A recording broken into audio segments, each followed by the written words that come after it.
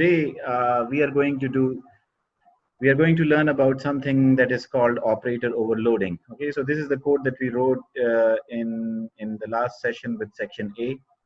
So I do not want to rewrite it. I can rewrite it, no problem with that, but it usually takes time, and then like sometimes we need time to do certain other things. Okay, so you can always like it can be rewritten, and much of this code would be available in the handout for the next lab. I'll upload that as well. I guess I'll upload it tonight, so you will have tomorrow and Friday to work on it. Okay, so you can read it, and on Friday you can work on it. So that hopefully won't be a problem. So you will have this material available to you. Okay. So right now, just try to understand what we are trying to do in this particular class. So this is what we want to do. Okay. These are objects of type my complex. M3 and M4, M1 and M2, these are all my complex objects. And we want to be able to add these my complex objects just the way we add normal integer values. For example, in the first um, statement on line number 9, you see int x is equal to 4 plus 8 plus 9 plus 10 plus 45. I'll explain why did I write it this way towards the end of this lecture. So here you see like you have specified these integer constants in an expression. You want to add these numbers, so this is how you specify them. Now this is how normally you specify that you want to add two numbers. So you use these symbols, the symbol for the addition operation, okay, plus.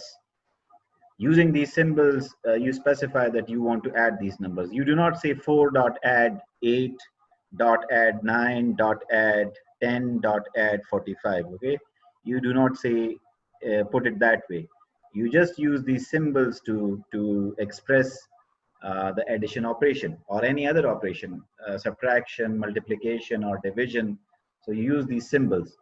And this is what we want to be able to do with other data types, say with my complex data objects. So we want to be able to add my complex objects just like we can add integers or doubles in C++ programs. Okay, like normally in normal arithmetic, we can add complex numbers. We can add two complex numbers and we can get the sum as a complex number. Okay, and that is what we want to be able to do here. Before that, if you remember, like I asked you to write the add function for complex numbers, the subtract function for complex numbers. So if you wanted to add, right now it is not available here, but I asked you to write this function, my complex add. Okay, so this function would add two complex numbers and return you the sum. Okay, so return you the sum. So I asked you to write this function add. And if you wanted to add complex numbers, this is how you did it up until now. Okay, so you could do something like this: m3 is equal to m1 dot add, and you give it the m2 object as an input argument. Okay, so m1 and m2 are added, and the sum is stored in m3. Right now we do not have the body or implementation for the add function, but it is easy. Like, let us implement it as well. Okay, so I asked you to do it, and I hope you have done it and you already know how to do it. Let us do it again. Say, so this is the add function, and it belongs to the my complex class. So we need this scope resolution, and it is going to add two objects, my complex objects. And this is how it is going to do that. The result is going to be my complex object sum. Okay, let us call it sum, and let us create sum using the overloaded operator. Okay, so sum का real part क्या होगा? Sum का real part होगा ये जो argument में हमारे पास complex number आ रहा है, इसके real part का sum plus जिस ऑब्जेक्ट के लिए इसको कॉल किया जा रहा है उसका सम. तो यहाँ पे हम क्या कह रहे हैं? m1 dot add m2. तो एड फंक्शन जब कॉल होगा तो ये कॉल होगा फॉर द ऑब्जेक्ट m1, और m2 पास होगा as an input argument to the add function. ठीक है, so this will be the input argument to the add function, and the add function itself would be called for the object m1. तो m1 का address add function को ऐसे पता चलेगा कि मुझे m1 फंक्शन के लिए कॉल किया गया है, ऐड फंक्शन को m1 का एड्रेस दिस पॉइंटर में मिलेगा। ठीक है, किस चीज में मिलेगा? दिस पॉइंटर में मिलेगा। तो यहाँ ये जो ऐड फंक्शन है आपका, यहाँ पे दिस पॉइंटर में उसका m1 का एड्रेस मौजूद होगा। तो आपको दिस पॉइंटर यहाँ ऐड करने की जरूरत, यूज करने की जरूरत नहीं है। अगर आप सिंपल ये कहते हैं ना रियल, इसका मतलब है दिस एरो रियल। ठीक है, तो ये m1 का रियल पार्ट है। ठीक है, तो हम सम कैसे मालूम करते हैं? जो सम का रियल पार्ट होगा वो m1 का रियल प्लस m2 का रियल, गेट रियल। ठीक है, और उसका इमेजिनरी पार्ट क्या होगा? m1 का imaginary part imaginary plus m2 का इमेजिनरी। m2 हमारे पास एड मी जो आर्गुमेंट है उसमें आ रहा है। ठीक है, उसमें उसकी कॉपी मौजूद है। So we are creating this object sum, और sum को हम create कर रहे हैं by invoking the overloaded constructor। उस overloaded constructor को हम real value यूं दे रहे हैं कि this is the sum of the real values of m1 जो कि इसमें मौजूद है, और sum of the real values value of m2 जिसको हम add me dot get real से extract कर रहे हैं। And similarly, the imaginary part is the sum of the imaginary part of m1 and m2. ठीक है, this is what we do. And then you say return sum. ठीक है, so normally अब तक आपने जो addition की है ना वो इस तरीके से की है, m3 is equal to m1 dot add m2. Now this is correct, but it may not be intuitive. ये इतनी intuitive नहीं है। like आप addition जब करते हैं ना तो आप used to हैं इस चीज से। So this comes like naturally, 4 जमा 8, 8 जमा 9, 9 जमा 10 या जो भी है, x जमा y. So this comes naturally. This does not come naturally. ठीक है, especially if you are doing addition. This is more natural. ठीक है, so you want to be able to do it this way. आपके पास दो complex objects हैं तो क्या हुआ? आप चाहते हैं कि मैं इन complex objects को ऐसे ही add कर सकूं, जिस specify कर सकूं इनकी addition जैसे नॉर्मल इंटीजर्स की मैं स्पेसिफाई करता हूँ एडिशन। ठीक है, this is what you want, ये आपकी दिली ख्वाहिश है कि मैं ऐसा काम कर सकूं। तो ऐसे हम कैसे करेंगे? ठीक है, उसके लिए वी नीड टू ओवरलोड और redefine this function, the addition function. ठीक है, यानी एडिशन ऑपरेशन जो है वो डिफाइंड नहीं है फिलहाल फॉर कॉम्प्लेक्स ऑब्जेक्ट्स। अभी तो डिफाइंड मैंने किया हुआ है, लेकिन let us get rid of these definitions. Say for example मैं इन definitions को फिलहाल हटा देता हूँ। ठीक है, so let me get rid of this code. add me को रहने देते हैं, और बाकी ये जो कोड लिखा है इसको मैं हटा रहा हूँ। ठीक है,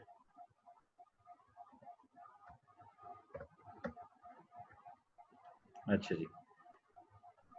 So right now there is only one way of adding complex numbers, and that is through this add function.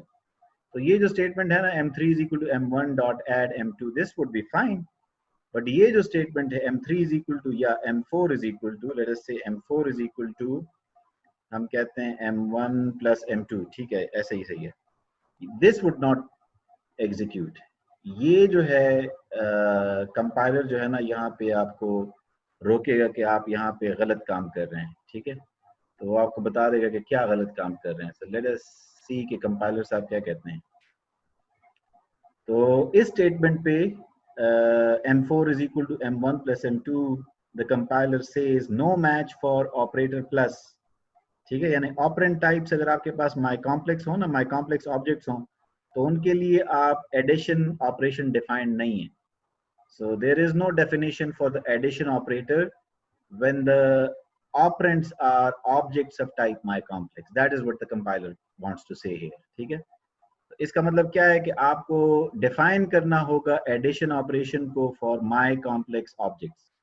My complex objects के लिए आपको इस ऑपरेटर को डिफाइन करना होगा। तो इसको हम कहते हैं ऑपरेटर ओवरलोडिंग। ठीक है, यानी आपके पास एक ऑपरेटर है जो कि स्टैंडर्ड उसकी एक डेफिनेशन है, से एडिशन ऑपरेटर है प्लस, तो एडिशन ऑपरेटर प्लस आप अप्लाई कर सकते हैं on integers, on floats, on doubles, on characters, on shorts, on bools, on pointers, ठीक है, इन तमाम पे आप इसको अप्लाई कर सकते हैं।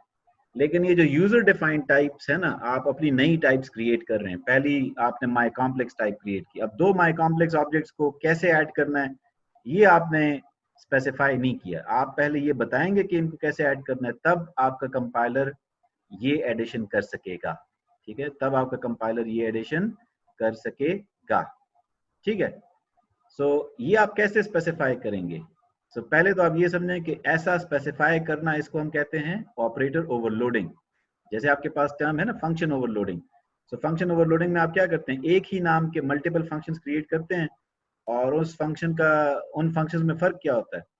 उन फंक्शन में फर्क ये होता है कि वो या डिफरेंट टाइप्स ऑफ आर्गुमेंट पे काम करते हैं या डिफरेंट नंबर ऑफ आर्गुमेंट्स पे काम करते हैं, ठीक है। तो यहाँ पे हम इस ऑपरेटर को ओवरलोड करेंगे। ओवरलोड करने का क्या मतलब है कि हम इसको दोबारा से रीडिफाइन करेंगे for a new data type. नया जो डेटा टाइप है इस वक्त हमारे पास माई कॉम्प्लेक्स है। अगर आप फ्रैक्शंस को ऐड करना चाहते हैं, फॉर एग्जांपल आपने फ्रैक्शन क्लास भी क्रिएट की है, टाइम क्लास भी क्रिएट की है, अगर आप माई टाइम ऑब्जेक्ट्स को ऐड करना चाहते हैं या फ्रैक्शन ऑब्जेक्ट्स को ऐड करना चाहते हैं, तो आपने उन ऑब्जेक्ट्स के लिए इस ऑपरेटर को दोबारा से रीडिफाइन करना होगा या ओवरलोड करना होगा, ठीक है।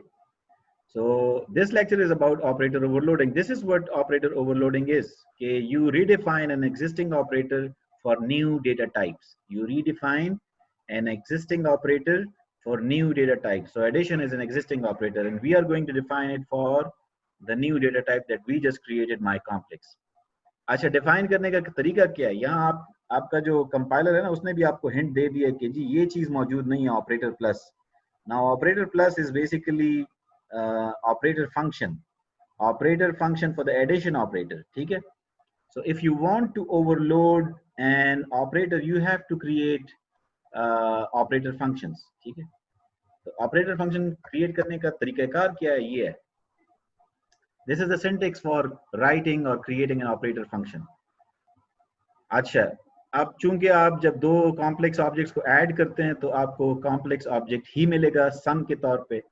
So the return type for this function is my complex. This is understandable. जैसे add आप दो complex number को करते हैं तो आपको result my complex object मिलेगा। इसी तरह जब आप दो my complex objects को add करेंगे using this operator function, तो आपको my complex object return में मिलेगा। तो इसकी return type should be my complex, ठीक है। इतना तो आसानी से समझ आने वाली बात है। नेक्स्ट हम ये बता रहे हैं कंपाइलर को कि we are declaring a special function, operator function, क्योंकि हम ऑपरेटर को ओवरलोड करना चाह रहे हैं। सो C++ आपको जो सिंटेक्स प्रोवाइड करता है, फराहम करता है, तरीकाकार बताता है कि आपने कैसे स्पेसिफाई करना है कि आप किसी ऑपरेटर को ओवरलोड करने जा रहे हैं। You have to create operator function, and for that you need to use the operator keyword, ठीक है। तो you say my complex then space operator, ठीक है। तो ऑपरेटर कीवर्ड यूज करते हैं, फिर उसके बाद जिस ऑपरेटर को आप ओवरलोड करना चाहते हैं यू स्पेसिफाई दैट ऑपरेटर, कि मैं जी इस वक्त एडिशन ऑपरेटर को ओवरलोड करना चाह रहा हूँ, ठीक है।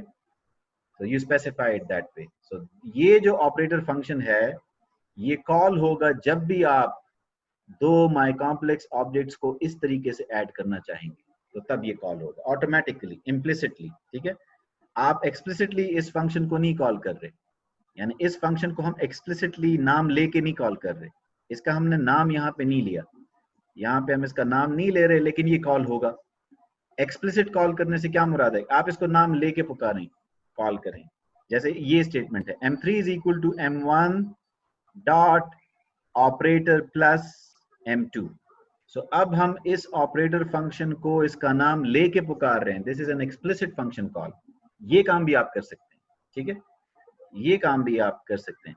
These two statements are equivalent, m1 plus m2 और m1 dot operator plus comma m2, ये दोनों equivalent statements हैं, ठीक है। ये एक ही काम करती, एक ही function execute होगा। This is an implicit function call to operator plus function, ये है implicit call to operator plus, इस function की ये के लिए ये implicit function call है, ठीक है। और ये जो है this is explicit call, explicit call to operator plus function. Explicit में आप नाम लेके पुकारते हैं, ठीक है, उस फंक्शन का। इम्प्लिसिट में आपने यहाँ नहीं मेंशन किया हुआ कि हम इस फंक्शन को कॉल करना चाह रहे हैं, you are just using the addition operator, और आपका कंपाइलर ऑटोमेटिकली इसको मैप कर देता है टू दिस फंक्शन, इस कॉल को मैप कर देता है टू दिस फंक्शन, ठीक है।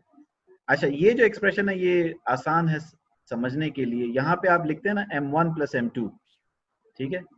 आप लिखते तो m1 प्लस m2 है, लेकिन ये वाला ऑपरेटर फंक्शन कॉल होता है, ये वाला, ठीक है, ये ऑपरेटर फंक्शन कॉल होता है।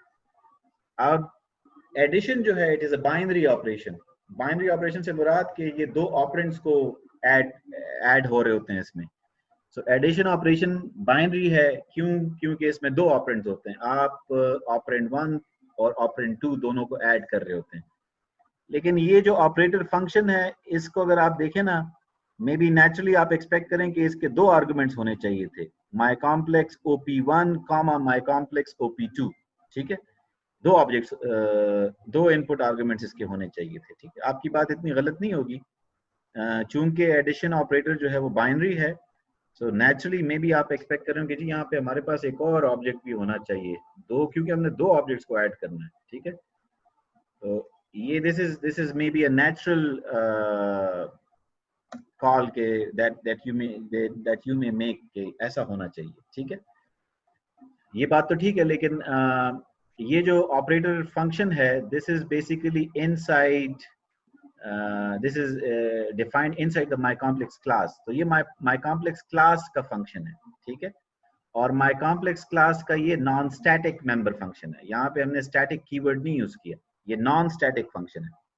नॉन स्टैटिक फंक्शन, और इसको नॉन स्टैटिक फंक्शन ही होना चाहिए। नॉन स्टैटिक फंक्शन होने का इसका उसकी इम्प्लीकेशन क्या है? इसका मतलब ये है कि इस फंक्शन को आप तभी कॉल कर सकेंगे जब आपके पास माई कॉम्प्लेक्स क्लास का कोई ऑब्जेक्ट मौजूद होगा।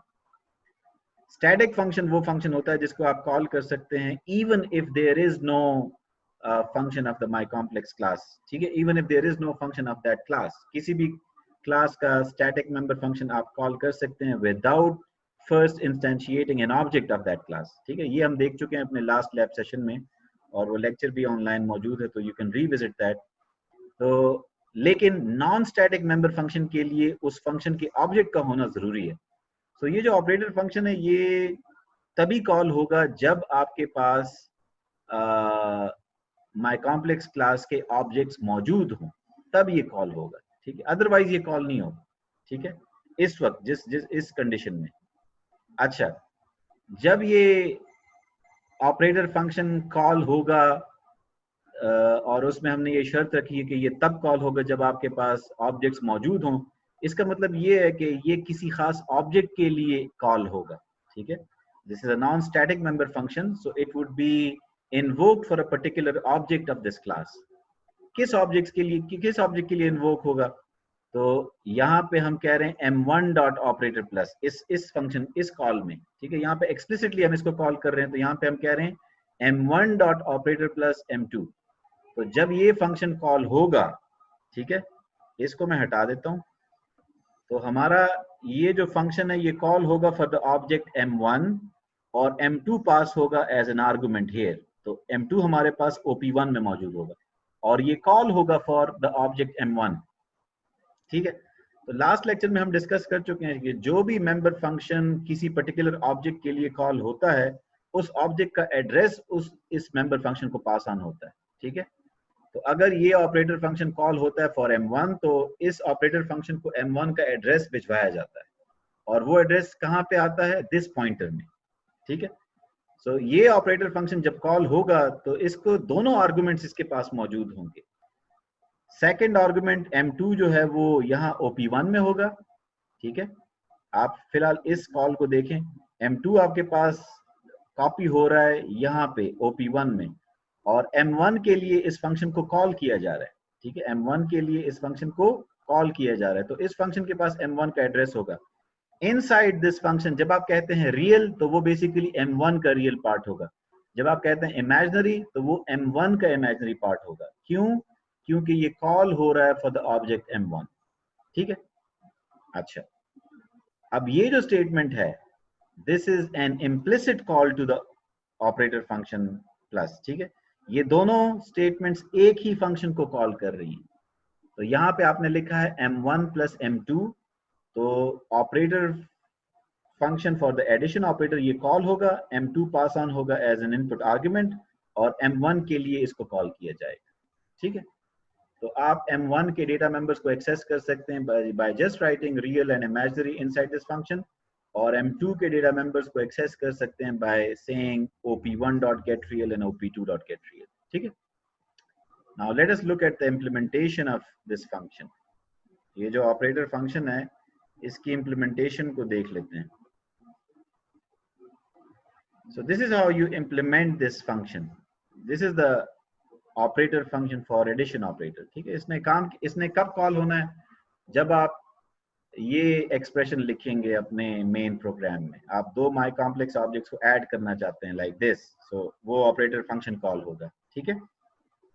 फिलहाल इसको मैं हटा देता हूँ सामने, इसको कमेंट आउट कर देता हूँ, ठीक है। अच्छा, so whenever you write this expression, so the operator function for addition operator it would be called, ये operator function कॉल होगा। अच्छा, यहाँ पे ये जो आर्गुमेंट है m2 ऑपरेंड, m2 जो है सॉरी ऑपरेंड, ये पास ऑन होगा एज एन आर्गुमेंट, और m1 के लिए ये ऑपरेटर फंक्शन कॉल होगा, ठीक है। सो m2 आपके पास मौजूद होगा op1 में, और m1 के लिए ये फंक्शन कॉल हुआ है। तो ये जो आप कहते हैं ना real, this would be m1 का रियल पार्ट, ठीक है। m1 का एड्रेस होगा दिस पॉइंटर में, तो आप यूं भी लिख सकते हैं this arrow real, so that means m1 का रियल पार्ट। बट आपको ये लिखने की जरूरत नहीं होती, ये दिस एरो रियल आपको लिखने की जरूरत नहीं है। आप अगर कहते हैं ना रियल, तो this means this arrow real, imaginary it means this arrow imaginary, ठीक है। इसका मतलब दिस एरो इमेजिनरी ही है। अच्छा, अब आपको सिर्फ समझाने के लिए कि ये फंक्शन हम, यानी ये जो मैंने यहाँ पे आउटपुट स्टेटमेंट्स लिखी हैं, इसका मकसद सिर्फ आपको समझाना है कि हाँ ये फंक्शन कॉल हुआ है, और ये फंक्शन किस ऑब्जेक्ट के लिए कॉल हुआ है, तो उस ऑब्जेक्ट का एड्रेस भी हम प्रिंट करते हैं, ठीक है। वो दिस पॉइंटर में मौजूद है तो वो हम प्रिंट करते हैं, ठीक है। अब फंक्शन में हो क्या रहा है? फंक्शन में ये हो रहा है कि we are basically we want to find out the sum of two my complex objects. एक ऑब्जेक्ट हमारे पास op1 में है, दूसरा ऑब्जेक्ट उसका रियल और इमेजिनरी पार्ट ये है जिसके लिए ये फंक्शन कॉल हुआ है। इनका हम सम मालूम करना चाहते हैं, तो सम कैसे मालूम करेंगे? रियल को रियल के साथ ऐड करेंगे तो सम का रियल आएगा, इमेजिनरी को इमेजिनरी के साथ ऐड करेंगे तो सम का इमेजिनरी पार्ट आएगा। तो we call the sum dot real set real function, और उसको हम पास ऑन करते हैं real part of the m1 और real part of m2, the imaginary part of m1, imaginary part of m2. Once we have the sum, we return the sum object, ठीक है। So this is how it is, ठीक है। अब let us see कि ये function कब invoke होता है, हम ये इन्वोक होता भी या नहीं। तो आपने पहले देखा कि जब ये फंक्शन नहीं था तो हमें एरर मिलता था, ये वाला एरर कि जी ऐसा कोई फंक्शन नहीं है जो कि इन दोनों को ऐड कर सके, ठीक है। अब देखते हैं कि अब ये एरर हमें मिलता है या नहीं मिलता, ठीक है। अच्छा जी, so let us execute this program now. Let us compile it first. There is no error, and let us build and run it. अच्छा जी, prototype of this does not match. अच्छा, इनको मैंने कमेंट आउट किया है prototypes को, और code जो है वो विजिबल है, तो लेट मी इनको भी मैं जरा हटा देता हूँ, अनकमेंट कर देता हूँ। So let us compile again. Error, unary negation operator. अच्छा, ये क्या हो गया जी? Control plus Z, हाँ जी। अच्छा, unary negation भी कोड का हिस्सा बन गया, तो उसको समझ नहीं है कि क्या चीज़ है। So let us build and run, and then I'll explain step by step कि आउटपुट जनरेट कैसे होती है। अच्छा जी, तो यहाँ पे आए, अब लाइन बाय लाइन देखते हैं। So first of all, we are creating two objects m1 and m2, and both these objects are created by invoking the overloaded constructor. और हमने यहाँ पे दूसरा overloaded constructor ऐड किया है जो integer arguments ले रहा है, ठीक है। तो if you look at this class, we have two overloaded constructors. One is the overloaded constructor जो कि in fact we have 3 overloaded constructors, ये default constructor भी overloaded constructor ही है. कंस्ट्रक्टर फंक्शन को हमने ओवरलोड किया है, ठीक है, लेकिन इसको हम डिफॉल्ट कंस्ट्रक्टर कॉल करते हैं, ठीक है. So we call it as a default constructor, क्यों? इसमें 0 इनपुट आर्ग्यूमेंट्स हैं, एंड हम इन दोनों को ओवरलोडेड कंस्ट्रक्टर्स कहते हैं क्योंकि they have non zero number of arguments. तो हमने 2 ओवरलोडेड कंस्ट्रक्टर्स लिखे हैं, एक जो है वो डबल वैल्यूज ले रहा है एज इनपुट, दूसरा से इंटीजर वैल्यूज ले रहा है as input. Basically I wanted to further clarify the concept of function overloading के number of arguments same भी हो तो type of arguments different हो तो उसके लिए आप you can write a function overload that function, ठीक है. तो ये जो second वाला overloaded constructor है, so ये जब call होता है ना तो इसमें हम ये output statement लिखते हैं, overloaded constructor with integer arguments called, ठीक है. और यही call हुआ है, ये function जो है ना overloaded constructor with integer arguments 2 मरतबा call हुआ है because these are integer constants 4 5 or 5 minus 6. फिर हम 2 और complex objects create करते हैं M3 and M4 and they are created by invoking the default constructor, ठीक है. अच्छा, फिर हम कहते हैं M3 is equal to M1 dot add M2. so हम M3 को M1 और M2 का sum assign कर रहे हैं by calling the add function. Inside the add function अगर आप देखें ना, ये हमारा ऐड फंक्शन है, उसके अंदर हम एक complex object sum object create कर रहे हैं by invoking the overloaded constructor, the simple overloaded constructor जो कि डबल वैल्यूज लेता है एज इनपुट आर्गुमेंट, ठीक है. सो यहाँ पे हम ये ऑब्जेक्ट क्रिएट कर रहे हैं by invoking the overloaded constructor, इसलिए आपके पास ये मैसेज प्रिंट होता है ओवरलोडेड कंस्ट्रक्टर कॉल्ड, ठीक है. Why? Because we are calling the add function. अच्छा जी, ये हो गया. तो ऐड जो है वो सम कैलकुलेट कर लेगा और सम M3 में स्टोर हो जाएगा. देन हम कहते हैं M4 is equal to M1 plus M2. तो अब ऑपरेटर फंक्शन इन्वोक होगा, तो this is an implicit call to the operator plus function, ठीक है. सो जब ये स्टेटमेंट एग्जीक्यूट होती है तो ये ऑपरेटर फंक्शन कॉल होगा, दिस फंक्शन ये कॉल होगा. यहाँ पे पहला जो काम हम कर रहे हैं, we are creating a new my complex object by invoking the default constructor. तो यहाँ हम default constructor को invoke कर रहे हैं, ठीक है. So that is why inside the operator plus function ये output देखने से पहले आपको ये output मिलती है default constructor called, वो some object को create करने की वजह से. फिर हम कहते हैं inside the operator plus function ये, और फिर हम ये कहते हैं कि operator plus function called for object at this address 6EFED8. अब ये जो एड्रेस है ना 6EFED8, इस एड्रेस पे जो ऑब्जेक्ट है सॉरी वो है M1, ठीक है. ये किस ऑब्जेक्ट का एड्रेस है? M1 का. ये हमें किस तरह पता चलता है? यहाँ पे हम मेन में ये प्रिंटिंग कर रहे हैं. मेन में हम कहते हैं कि object M1 eight address of M1. तो एड्रेस ऑफ M1 जब प्रिंट होता है वो एड्रेस है 6EFED8 and that address is the same for which the operator plus function is called, ठीक है. तो दोनों एड्रेसेस जो हैं वो सेम है, दोनों एड्रेसेस क्या हैं? सेम है. तो इसका मतलब ये है कि जब आप ये स्टेटमेंट लिखते हैं ना M1 प्लस M2, तो ऑपरेटर प्लस फंक्शन कॉल होता है फॉर द ऑब्जेक्ट M1, जो लेफ्ट वाला ऑब्जेक्ट है उसके लिए कॉल होता है, ठीक है. और M2 पास ऑन होता है as an input argument, M2 pass होता है एज एन इनपुट आर्ग्यूमेंट. तो यहाँ आपके पास OP1 में M2 होगा, उसकी कॉपी होगी, और ये जो रियल और इमेजिनरी हैं, these are the real and imaginary parts of M1, ठीक है. अच्छा, अब थोड़ा सा हम इसको चेंज कर देते हैं. फॉर एग्जांपल हम लिखते हैं कि this is M2 plus M1, M2 plus M1, M4 is equal to M2 plus M1. अब क्या होगा? ये जो एडिशन ऑपरेटर फंक्शन है, this would be called or invoked for the object M2 and M1 would be passed as an input argument, ठीक है. So OP1 में M1 होगा और real और imaginary जो आप लिखेंगे तो those would be the real and imaginary parts of M2. So you can build and run and you can verify कि this would be the case. So अब आप देखें ना, operator plus function called for object at 6EFEC8 and this is the address of M2. ठीक है. So this is an this is an implicit call to the operator function. जो operator function आपने लिखा है, this is an implicit call to that operator function.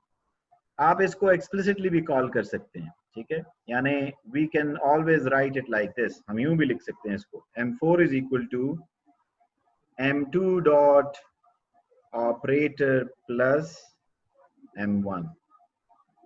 You can write it like this as well. ठीक है. So this is basically an explicit call to that function. और ये भी वैसे ही काम करेगा अगर आप इस स्टेटमेंट को हम कमेंट आउट कर दें, ठीक है. So you can explicitly call m4 the operator plus function. You can say m4 is equal to m2 dot operator plus m1. So you can do that. ठीक है. तो वही आउटपुट होगा आपके पास कि operator plus function called for object at 6EFEC8 which is m2. अच्छा, but इस call का कोई फायदा नहीं है बिकॉज हमने ये, अगर हमने ऐसे ही एडिशन करनी होती तो फिर तो ऐड फंक्शन ज्यादा अच्छा है, ठीक है. ऐड फंक्शन को यूं कॉल किया करेंगे. हमने ऑपरेटर फंक्शन क्रिएट इसलिए किया है कि because we want to do the addition of complex objects like this, just like normal integers या जो भी और numbers होते हैं, variables, उनकी तरह numeric variables जो types हैं हमारे पास, उनकी तरह हम addition करना चाहते हैं, ठीक है. That is why we have this addition operator function. लेकिन ये जो कॉल है ना, ये जो फॉर्मेट है, ये सिर्फ आपको समझाने के लिए कि this is an explicit function call, this is an implicit function call. और यहाँ पे although हमने mention नहीं किया कि m1 को input argument बनाओ और m2 के लिए इस फंक्शन को कॉल करो, बट होता इसी तरीके से. This is equivalent to this function call, ठीक है. m1 is passed as an argument और m2 के लिए उस फंक्शन को कॉल किया जाता है, ठीक. Okay, so this is how you can implement an operator function, ठीक है. So this is how you declare it कि I want to overload the addition operator.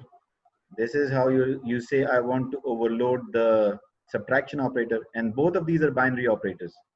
दो arguments हैं, एक argument आप पास करते हैं, एक automatically implicitly पास होता है जिसके लिए ये function invoke होता है, ठीक है. अच्छा, we'll also look कि unary operator को आप कैसे overload करते हैं. So ये unary negation operator का operator function है. अब वो unary operator है, ठीक है. negation operator आप जानते होंगे, जब आप कहते हैं ना minus a is equal to minus a, तो a को -1 से मल्टीप्लाई कर दिया जाता है और उसकी वैल्यू फिर a में स्टोर हो जाती है, ठीक है. नेगेशन पॉजिटिव वैल्यू को नेगेटिव बना देती है, नेगेटिव वैल्यू को पॉजिटिव बना देती है. That is the negation operator. आप कॉम्प्लेक्स नंबर्स को नेगेट करते हैं तो बेसिकली रियल और इमेजिनरी पार्ट्स दोनों को आप नेगेटिव कर देते हैं, -1 से मल्टीप्लाई कर देते हैं, ठीक है. That is what negation operator does. So negation operator चूंकि यूनरी ऑपरेटर है, ठीक है, तो उसके लिए फिर आपको क्या कहते हैं, दूसरा आर्गुमेंट यहाँ पे पास करने की जरूरत नहीं है, ठीक है. You just write it as my complex operator minus and then this is the overloaded function for the unary negation operator, ठीक है. ये आपको एक कॉम्प्लेक्स ऑब्जेक्ट ही रिटर्न करेगा अपॉन नेगेशन, लेकिन इसको दूसरा आर्गुमेंट नहीं चाहिए, just one argument is enough. जिसके लिए इसको इन्वोक किया जाएगा वही इसका आर्गुमेंट होगा, ठीक है. जब आप कहेंगे ना यहाँ पे, अगर आप for example if you write a statement like this, say for example आप कहते हैं, इस स्टेटमेंट को मैं हटा देता हूँ. आप अगर कहते हैं ना m3 is equal to minus m2, ठीक. so now we want to do negation. हम negation करना चाहते हैं, ठीक है. so this is negation. तो m2 का रियल नेगेटिव हो जाएगा -5 और उसका इमेजिनरी भी नेगेटिव हो जाएगा -6 plus 6. So -5 plus 6, though that would be the real and imaginary part of m3 then, ठीक है. So ये जो स्टेटमेंट है, this would invoke the unary negation operator. This would invoke the unary negation operator. अब इसको देख लें कि वो कैसे करता है ये. So this is the unary negation operator. ये है, ठीक है, unary negation operator. So it does not take any input argument. एक ही आर्गुमेंट इसका होता है, दूसरा नहीं होता, since this is a unary operator, और वो आर्गुमेंट वो ऑब्जेक्ट होता है जिसके लिए इसको कॉल किया जाता है। तो जब आप यहाँ पे कहते हैं ना कि m3 is equal to minus m2, तो m2 के लिए इस फंक्शन को कॉल किया जाएगा, ठीक है। m2 के लिए इस फंक्शन, दिस इज इक्विवेलेंट, ये इसके इक्विवेलेंट है। आप यूं समझ लें कि ये काम आप कर रहे हैं। m3 is equal to, explicitly अगर ये फंक्शन हम कॉल करें ना, फंक्शन कॉल हम करें, तो वो यूं होगी, m3 is equal to m2 dot operator minus, ठीक है। सो लिखते आप यूं हैं, but it is equivalent to this explicit function call, ठीक है। यानी आप m2 ऑब्जेक्ट के लिए unary negation operator function call करते हैं, ठीक है। So this is what it is. अच्छा, जब आप ये काम करेंगे तो ये वाला operator function, negation operator function call होगा। यहाँ पे हम सिंपल एक ऑब्जेक्ट क्रिएट कर रहे हैं by invoking the overloaded constructor, और उस ओवरलोडेड कंस्ट्रक्टर को हम minus real minus imaginary values pass कर रहे हैं, ठीक है। तो उनको नेगेट करके उनको दे रहे हैं, और ये आउटपुट फिर हम प्रिंट कर रहे हैं। स्टैंडर्ड हम तमाम के लिए फिलहाल ये कर रहे हैं, and then we return that, ठीक है। So this is how negation works, this is how negation works. Let us see कि ये नेगेशन काम ठीक करती है या नहीं।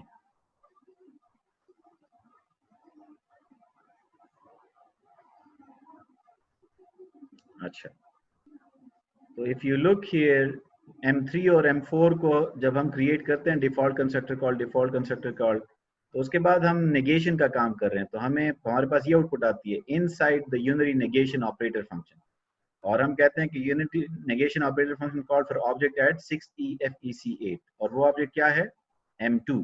तो m2 ऑब्जेक्ट के लिए इस फंक्शन को कॉल होता है। तो इस फंक्शन के पास m2 के डेटा मेंबर्स मौजूद होते हैं। जब आप कहते हैं ना वहाँ पे माइनस रियल और माइनस इमेजिनरी, तो वो रियल और इमेजिनरी m2 के रियल और इमेजिनरी पार्ट्स होते हैं, ठीक है। अच्छा जी, ये हो गया। अच्छा, अब इसका इफेक्ट ठीक हो रहा है या नहीं हो रहा। m3 ऑब्जेक्ट ये है, m3 is negative of m2, तो m2 5 और -6 है, m3 -5 और 6 है, तो नेगेशन भी ठीक हो रही है, ठीक है। वी वर बेसिकली डिस्कसिंग के ये यूनरी नेगेशन ऑपरेटर जो है उसको आप कैसे इन्वोक करते हैं। So this is how you invoke the unary negation operator, ठीक है। Now let us visit the subtraction operator. So again subtraction operator जो है वो भी एक बाइनरी ऑपरेटर है, just like addition operator, but it is a different operator, ठीक है।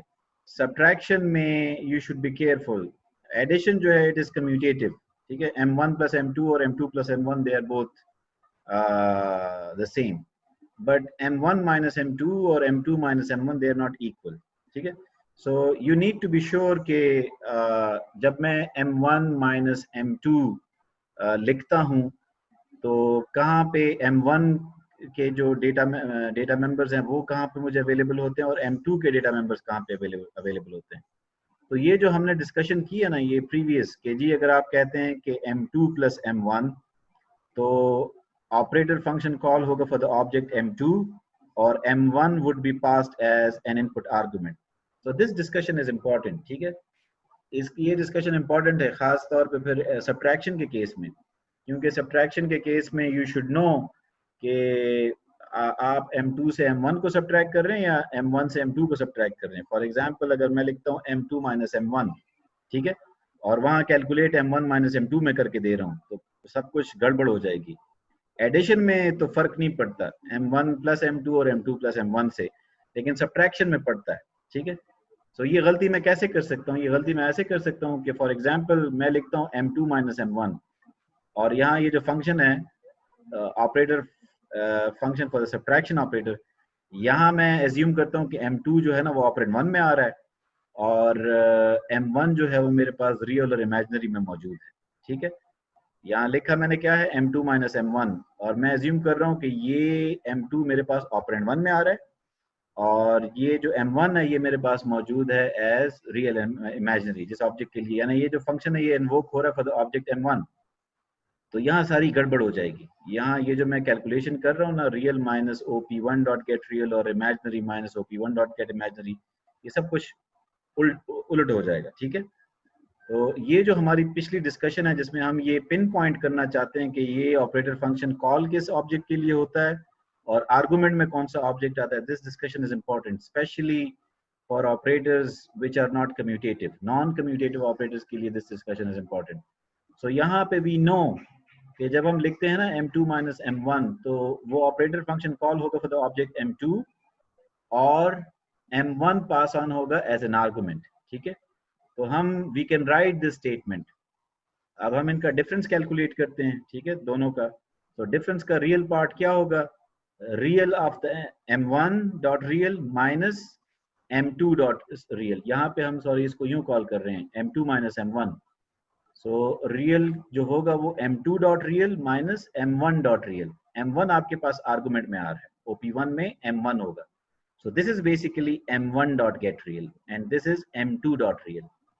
Similarly, this is m1 dot real and this is m2 dot real. ठीक है, क्यों? क्योंकि m1 हम यहाँ पे पास ऑन कर रहे हैं एज एन इनपुट आर्ग्यूमेंट और m2 हमारे पास उसके लिए ये फंक्शन कॉल हो रहा है। ठीक है, तो जब आप इसको एग्जीक्यूट करेंगे तो ये सारी चीज़ें वैलिडेट हो जाएंगी कि जो हम कह रहे हैं वो ठीक कह रहे हैं। ठीक है, so let us build and run this file and then we'll see। Output को देखते हैं और उसको एक्सप्लेन करते हैं। ठीक है, so ये जो आउटपुट है this is again we have gone through this once. ठीक है, तो यहाँ पे आप यहाँ पे आ जाएं जी। ये जो स्टेटमेंट है m4 is equal to m2 minus m1। So operator minus function called यहाँ पे आ जाते हैं। सो ये किसके लिए कॉल हो रहा है, for object at 6EFEC8। 6EFEC8 इस ऑब्जेक्ट के लिए कॉल हो रहा है। ये ऑब्जेक्ट है m2, so this is being called for m2, it is invoked for m2। ठीक है, और m1 पास होता है एज एन इनपुट आर्गुमेंट। ठीक है, सो हम m2 माइनस m1 ही कैलकुलेट करते हैं। m4 अगर आप देखें ना उसकी वैल्यू, तो m2 minus m1, so 5 minus 4 is 1 और minus 6 minus 5 is minus 11। so m4 जो है वो हमारे पास सही वैल्यू कैलकुलेट हो रही है। ठीक है, अच्छा, so this is how you can basically implement operator functions for binary operators and unary operators। ठीक है, अब इसमें this discussion is not complete now। there is some there are some things that we will discuss tomorrow। for example, especially in the case of unary operators, now there are some unary operators which can be used in both the prefix and postfix forms. Negation is only used in the prefix form, but we have this increment operator, for example, so plus plus increment, so it is used both in the prefix and the postfix forms। ठीक है, तो ये pre increment operator है, this is post increment operator। similarly we have pre decrement operator and we have post decrement operator। so overloading pre-increment operator and post-increment operator, it is slightly different। दोनों का जो syntax है वो थोड़ा सा मुख्तलिफ है। ठीक है, we'll look into that। we will look into the way these pre-increment and post-increment operators can be implemented। इसको थोड़ा सा हम देखेंगे कि इनके syntax पे क्या फर्क है। ठीक है, so तब हमारी discussion जो है वो थोड़ी सी completion की तरफ चली जाएगी।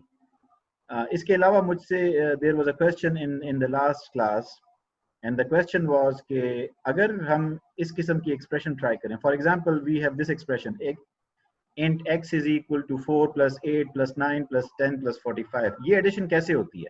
ठीक है, सो आई होप यू नो कि ये एडिशन कैसे होती है। ये एडिशन एक गो में नहीं होती कि ये तमाम नंबर्स एक ही गो में ऐड हो जाते हैं। आपका कंप्यूटर जो है ना वो it can add only 2 numbers at a time। ठीक है, so it adds first it adds 4 plus 8 12, then it adds 12 plus 9। ठीक है, so 21, then it adds 21 plus 10 31, then it adds 31 plus 45 76, sorry हाँ 76। ठीक है, तो ये एडिशन होती है step by step, 2 numbers at a time। so somebody asked this question के फॉर एग्जाम्पल हम ये काम करते हैं।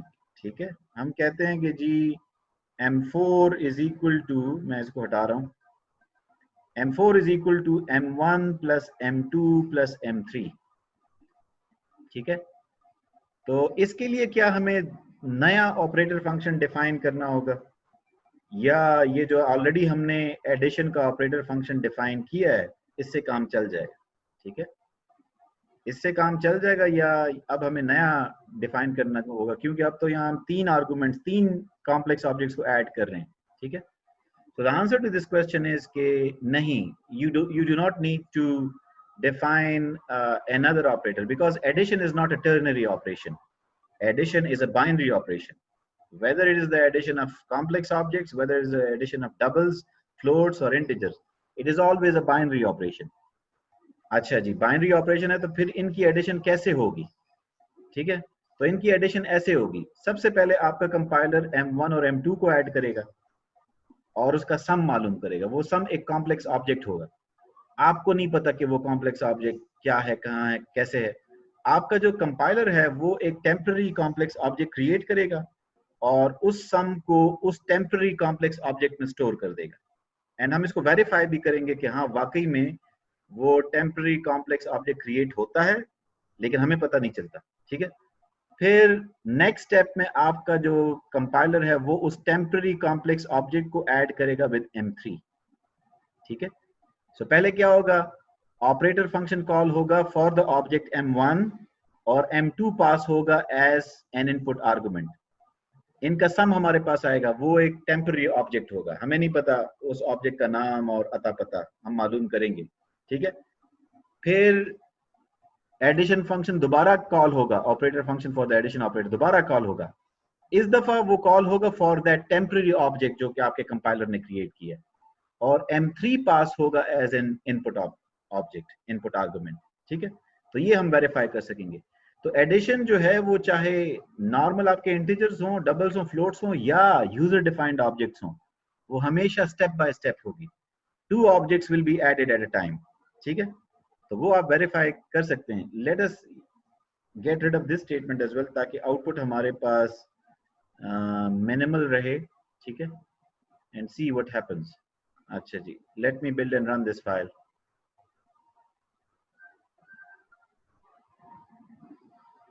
अच्छा, तो यहाँ पे आप देख सकते हैं, let us go line by line. सो पहले आपने M1 और M2 दो ओवरलोड कंस्ट्रक्टर, फिर M3 M4 डिफॉल्ट कंस्ट्रक्टर्स। अच्छा, फिर हम एडिशन कर रहे हैं। एडिशन क्या कर रहे हैं, M1 plus M2 plus M3। तो इसमें जैसे कि हमने कहा पहले एडिशन होगी M1 प्लस M2 की। ठीक है, तो एडिशन फंक्शन कॉल होगा फॉर M1। M1 का क्या एड्रेस है, FEC8 आखिर में आता है, FEC8। तो ऑपरेटर प्लस फंक्शन कॉल होता है फॉर FEC8, उसको M2 पास होगा एज एन इनपुट आर्गुमेंट। इनका सम कैलकुलेट होगा, वो सम होगा एक माई कॉम्प्लेक्स ऑब्जेक्ट, लेकिन कौन सा ऑब्जेक्ट होगा, तो वो एक टेम्पररी ऑब्जेक्ट में स्टोर किया जाएगा। ठीक है, अच्छा, फिर उस ऑब्जेक्ट को, टेम्पररी ऑब्जेक्ट को ऐड किया जाएगा विद M3। तो दोबारा से ऑपरेटर फंक्शन कॉल होगा, लेकिन this time the operator plus function would be called for that temporary object. ठीक है, और M3 पास होगा एज एन इनपुट आर्गुमेंट। तो दोबारा से आप ऑपरेटर फंक्शन को कॉल कर रहे हैं। ठीक है, and this time the operator function is called for 6EFED8। तो आप अगर देखें, M1 का एड्रेस है C8, M2 B8, M3 A8, M4 9, 8। These are the objects that you created. ये उनके एड्रेसेस हैं। D8 वाला ऑब्जेक्ट आपने नहीं क्रिएट किया, ये वो टेम्पररी ऑब्जेक्ट है जो आपका कंपाइलर क्रिएट करता है in order to store the sum of M1 and M2।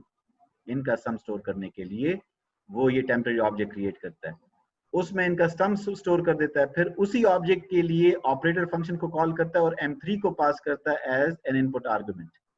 ठीक है, so that is why you see this output here, operator function called for object eight 6EFED8। It is ये उन objects में नहीं है जो कि आपने क्रिएट किए हैं, ये उन ऑब्जेक्ट्स में नहीं है जो कि आपने क्रिएट किया है। ठीक है, so this is how that addition will take place. अब आप इस एडिशन को वेरीफाई भी कर सकते हैं कि ये M1 है, M2 है, M3 है। ठीक है, और ये उनका सम है। तो ये M3 तो ऑलरेडी 0 0 है, और ये 4 जमा 5 9, 5 -6 1 -1, ठीक है। आप M3 को कुछ वैल्यू दे दें, हम M3 को से ये वैल्यू दे देते हैं, M3 is equal to -M2, ठीक है। So let us build and run it. So now if you look at this is M1 4 5 5 -6 -5 6. So अब 5 -5 0 -6 6 0, तो इन तीनों को जब आप ऐड करेंगे you'll get 4 5, ठीक है। M4 is M1 plus M2 plus M3, तो सम आपके पास ठीक कैलकुलेट हो रहा है, ठीक है। सो आपको ये टेंशन लेने की जरूरत नहीं है कि जी ये तो बाइनरी ऑपरेटर है और हम अब 3 से ज्यादा ऐड कर रहे हैं तो क्या चक्कर होगा, ठीक है। तो ये बात होगी।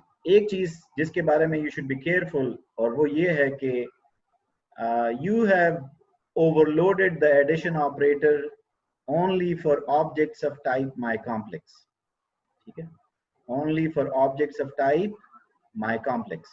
तो आपके पास दोनों जो आर्गुमेंट्स हैं एडिशन के लिए या सब्ट्रैक्शन के लिए, तीनों जो आर्गुमेंट्स हैं, दोनों जो भी हैं, जितने भी नंबर ऑफ आर्गुमेंट्स हैं, for example let us write this statement, M4 is equal to M1 plus M2 say for example। तो यहाँ पे दोनों ऑब्जेक्ट्स जो हैं, दोनों जो आर्गुमेंट्स हैं या ऑपरेंड्स जो हैं वो objects of type my complex हैं, ठीक है। They must be my complex objects, ठीक है। Why? Because you have overloaded the addition operator for my complex objects। अगर आप यूं कहें कि जी उसामा एक सेकेंड, अगर आप कहें M4 is equal to M1 plus X, ठीक है। अब एक माई कॉम्प्लेक्स ऑब्जेक्ट है, दूसरा इंटीजर है। Normally this is fine. आप नॉर्मली जो नॉर्मल अरिथमेटिक है ना कंप्यूटर के अलावा जो आप करते हैं, उसमें you can add a real number and a complex number. Real number का इमेजिनरी पार्ट 0 होता है, ठीक है। सो आप रियल नंबर को जो दूसरा कॉम्प्लेक्स नंबर है उसके रियल पार्ट के साथ ऐड कर देते हैं, बिल्कुल, और उसके कॉम्प्लेक्स के साथ कुछ नहीं ऐड करते। So normally this is acceptable, but in computer this is not. Why? Because आपका जो addition operator है, it has not been overloaded for the situation where one object is a complex object and the second one is an integer, ठीक है। So this will result in an error। आप अगर ऐसा काम करेंगे तो आपको एरर मिलेगा, ठीक है, कि ये जो ऑपरेटर फंक्शन है ये इस किस्म के आर्गुमेंट्स को नहीं केटर कर सकता, ठीक है। Okay, so any questions? जी उसामा।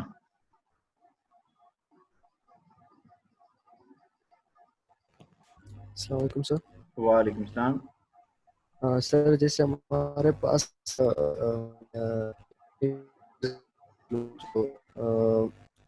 डिमोस रूल है, ब्रैकेट डिवीजन मल्टीप्लिकेशन, तो इस तरह ऑब्जेक्ट्स में भी हमारे पास यही होगा। जब हम M1 M2 M3 या ज़्यादातर अप टू Mn ऑब्जेक्ट्स हम क्रिएट करें और उसमें ब्रैकेट्स डिवीजन मल्टीप्लिकेशन सब्ट्रैक्शन दे दे, तो उसी सीक्वेंस के साथ होगा या नहीं स्टार्ट से होगा, जैसे फ्रॉम M1 M2 और फिर इनका एक सम ऑब्जेक्ट क्रिएट होगा, फिर M3, इस तरह पूरा सीक्वेंस।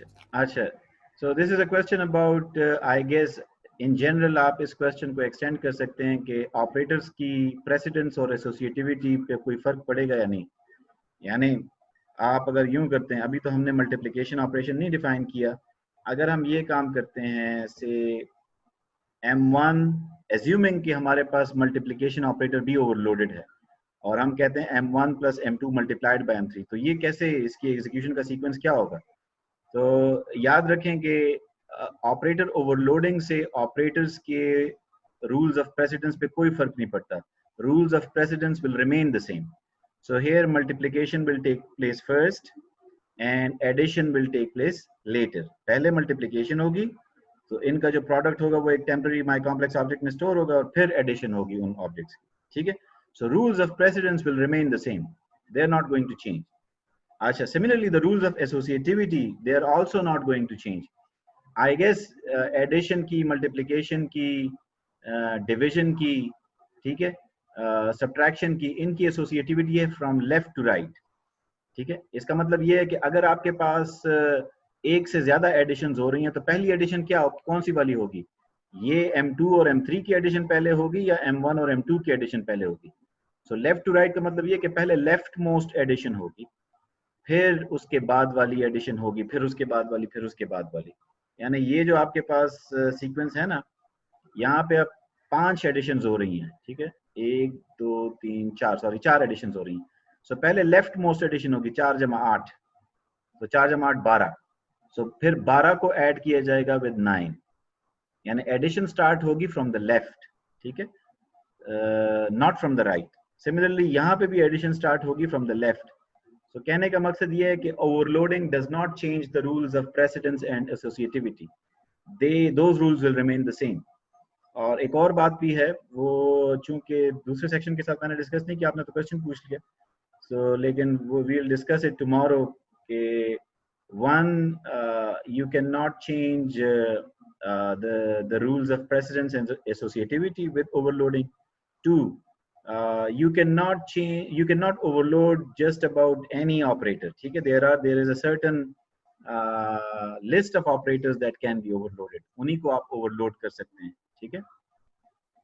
आवाज क्लियर नहीं आ रही, सॉरी अबाउट दैट। ये वीडियोस तो मैंने खैर अभी तक मेरे ख्याल में इतनी अपलोड नहीं की, लेकिन इंशाल्लाह this week I'll try to upload all the videos. This will be uploaded क्योंकि ये आपकी लैब में काम आएगी, ये जो वीडियो है। So this videos of these sessions, these will be uploaded. आपकी फ्राइडे की जो लैब है, that is also about operator overloading. जी हसनैन। सर ये एक्स प्री इंक्रीमेंट और पोस्ट इंक्रीमेंट, इसका क्या मतलब है, इसके समझ? अच्छा, ये जो आपको प्री इंक्रीमेंट और पोस्ट इंक्रीमेंट का समझ नहीं है कि ऑपरेटर करते क्या हैं। ये सिर्फ मैं आपको ये बता रहा था कि ये इंक्रीमेंट जो ऑपरेशन है ना, ये दो तरीकों से होता है, प्री इंक्रीमेंट और पोस्ट, दोनों में फर्क है।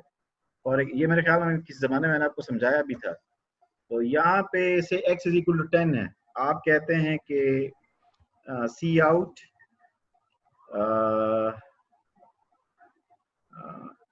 प्री इंक्रीमेंट x, ठीक है।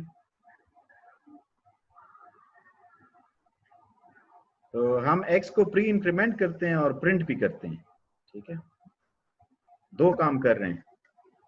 अच्छा, और फिर हम ये एक और काम भी करते हैं, ठीक है, पोस्ट इंक्रीमेंट x, ठीक है। So this is post increment x। यहाँ पे हम x की वैल्यू प्रिंट कर देते हैं कि x प्री इंक्रीमेंट होने के बाद क्या है, ताकि आपको कंफ्यूजन ना हो बाद में। x is equal to x, simple x की वैल्यू प्रिंट कर रहे हैं, और यहाँ पे भी हम x की वैल्यू प्रिंट करते हैं, ठीक है, ताकि दोनों का आपको समझ। तो हम x की वैल्यू 10 है, यहाँ पे हम पहले x की वैल्यू प्रिंट करते हैं, तो x इज इक्वल 10 प्रिंट होगा। फिर हम कहते हैं प्री इंक्रीमेंट x, और x को हम प्री इंक्रीमेंट कर रहे हैं, साथ में प्रिंट भी कर रहे हैं। उसके बाद फिर हम x की वैल्यू देखते हैं कि क्या है वैल्यू, फिर हम कहते हैं पोस्ट इंक्रीमेंट x को हम पोस्ट इंक्रीमेंट भी कर रहे हैं, प्रिंट भी कर रहे हैं, ठीक है। अच्छा, अब इसका रिजल्ट क्या है, चले मैं पहले आपको एक्सप्लेन कर देता तो ठीक था। इसको मिनिमाइज कर देते हैं। प्री इंक्रीमेंट का मतलब ये है कि first increment x then do something, ठीक है। तो अब यहाँ पे डू समथिंग में हम क्या कर रहे हैं, वी आर प्रिंटिंग x। सो इसमें होगा क्या, पहले x को इंक्रीमेंट किया जाएगा, फिर उसको प्रिंट किया जाएगा।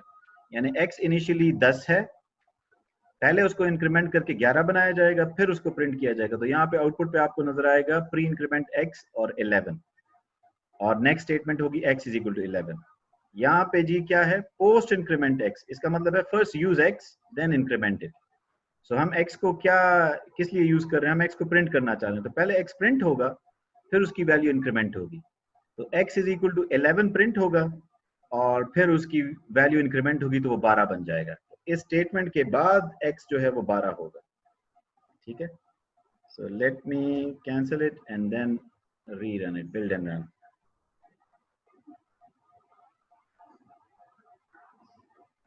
अच्छा जी, कहाँ गया जी ये वाला सीन, ये है x इज इक्वल टू 10, हम कहते हैं प्री इंक्रीमेंट x।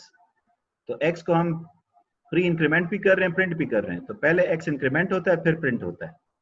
इस स्टेटमेंट के बाद x की वैल्यू 11 है। फिर हम कहते हैं पोस्ट इंक्रीमेंट x, तो x को हम पोस्ट इंक्रीमेंट भी कर रहे हैं, प्रिंट भी कर रहे हैं। तो ये जो पोस्ट इंक्रीमेंट है ना, वो प्रिंटिंग के बाद होगी, पहले प्रिंट होगा x, फिर पोस्ट, उसके बाद इंक्रीमेंट होगा। सो प्री का मतलब है कि x को यूज करने से पहले इंक्रीमेंट करना है, पोस्ट का मतलब है कि x को पहले आप यूज कर लें, जिस पर्पस के लिए भी यूज करना है, प्रिंट कर रहे हैं या किसी एक्सप्रेशन में यूज कर रहे हैं, उसके बाद उसको इंक्रीमेंट करना है। ठीक है, तो पहले x प्रिंट होगा और फिर वो इंक्रीमेंट होगा। तो नेक्स्ट स्टेटमेंट में जब आप उसको प्रिंट करते हैं उसकी वैल्यू तो 12 होती है। ठीक है, so this is there is a difference between pre increment and post increment. ठीक है, यानी इसके बिहेवियर में फर्क है इन दो ऑपरेटर्स के।